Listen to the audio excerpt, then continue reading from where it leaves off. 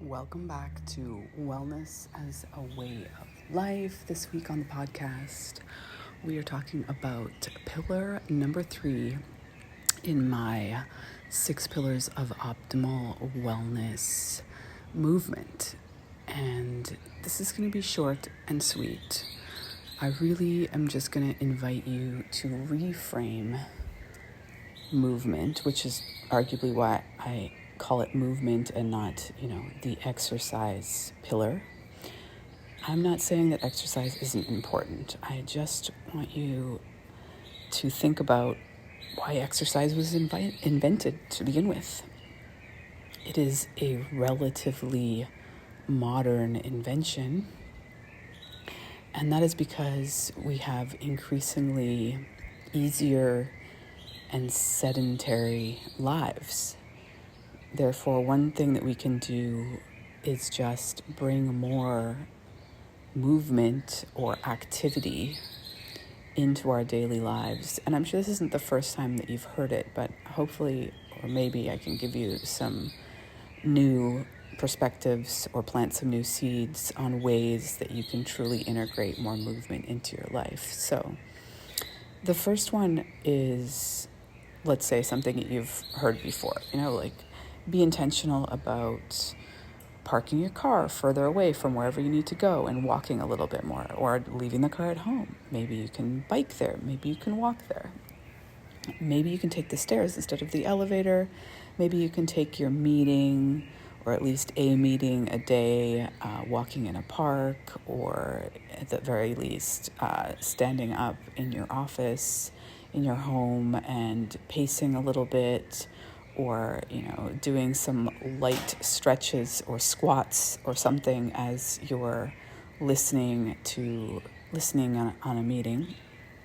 Of course, there are all of these inventions like the treadmill desk, the standing desk. All of these things are inviting the same concept into your life. An opportunity to just be more active, standing, sitting, stretching, moving, as you're doing what you already need to do, which is generally sedentary. So another idea is if you like to watch TV, or you're like a Netflix junkie like I am, maybe you can do that while walking on a treadmill, or doing some yoga stretches, or at the very least switching up where you're seated, not just throwing yourself on a couch, but sitting on the floor. There are many cultures in the world that don't have as much furniture, and to some degree it's intentional in that they're well aware of the benefits of sitting on the floor. It's usually a harder surface. It invites better posture. It requires you to get up and down from the floor, which, increasingly a lot of 50 plus members of our society can't just get up from a cross-legged seated position with one swift movement. It's like planting your hand and leaning to the side and putting one foot, further out, and requires some thought in terms of balance. It's not just like, whoop, get off the floor, or whoop, sit down. Which brings me to another way that I like to think about movement differently, which is thinking in terms of longevity. And so this is where functional movement comes in. Functional movement is the types of activities that we are required to do in our day-to-day to be independent. So you go grocery shopping. Ideally, you can carry the majority, or, 2 or 3 grocery bags in each hand and walk up a flight or 4 of stairs. You are traveling. Hopefully, you can lift your own carry-on luggage into the overhead bin. You have young family members. Maybe they're your children, grandchildren. Ideally, you can pick them up if they're under 5 and hug them and play with them. You can bend down and sit on the floor and play with them.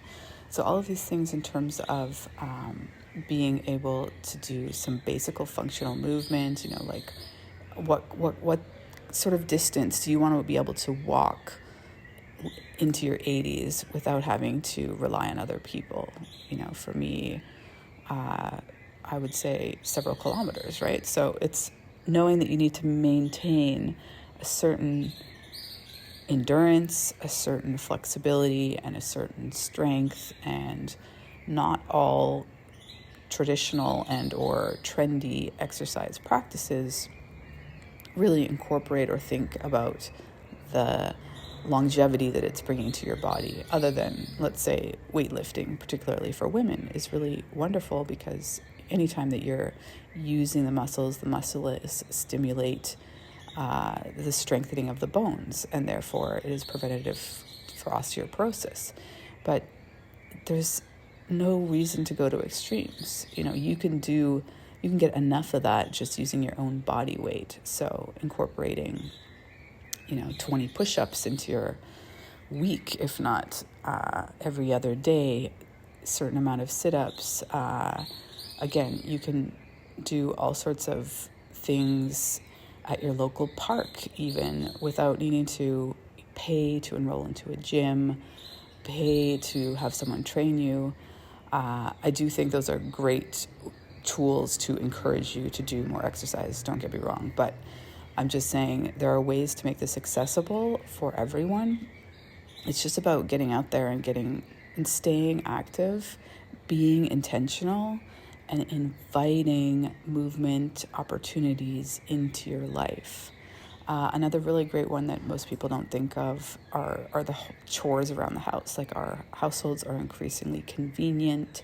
Everything is done for us. Washing the dishes, to a lot of degree, the prep and the cooking. Just be more intentional about, look, I already have to do these things in my life, so why can't I make it a movement exercise or practice? I kind of like the word practice better. Or opportunity. When you're just starting out, think of it as an opportunity to move. There was a point in my life that I would, at all costs avoid going up several flights of stairs, because it's like, oh, it's all the way up there. Like, can I solve the problem without it? Like, no. Great. Now I have to go up 3 flights of stairs and come back. I've already got a little bit of movement in. Or cooking. Again, let's go back to cooking. The standing and chopping vegetables, washing vegetables, intentionally standing is an opportunity. You can plant your feet. Notice, how are you standing? Are you putting pressure? Are you connecting with the floor on all 4 corners of each foot?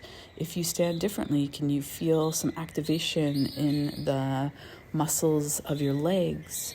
What if you bend your knees? How does that change? Can you feel your pelvic floor activated? Where is your pelvis in space? Where is your pelvis in relation to your shoulders? Are you standing up straight? These are just quick body scans that you can do not all day long, but at moments in your day, to bring more awareness to your body and muscles and tone and posture. And in turn, it brings more movement, strengthening, and balance exercises, opportunities, practices into your life in the day-to-day. If you're someone who drives a lot, increasingly we don't do that as much. A lot of us don't commute anymore, but if you drive a lot, how are you sitting when you're driving? Are you engaging your core muscles? What happens when you engage your core muscles? Are you sitting up straight? Where is your head in space in relation to your shoulders, your pelvis? Is it possible to adjust your seat in a way that really invites a healthy posture as you're driving? Maybe you can feel more powerful and strong as you're driving.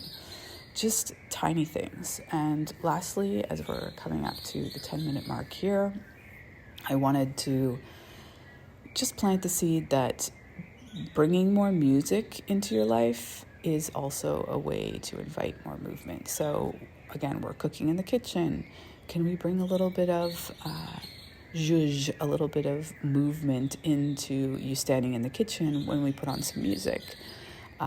Same thing when we're driving. Okay, we're listening to some music that we really want to groove to. Well, groove. Just bring some tiny, loving, juicy rotations, movements, go with the beat, and bring that sort of joy and love into your body more on the day to day. So I'll leave it there for now. Thank you so much for listening. I hope you come back next week.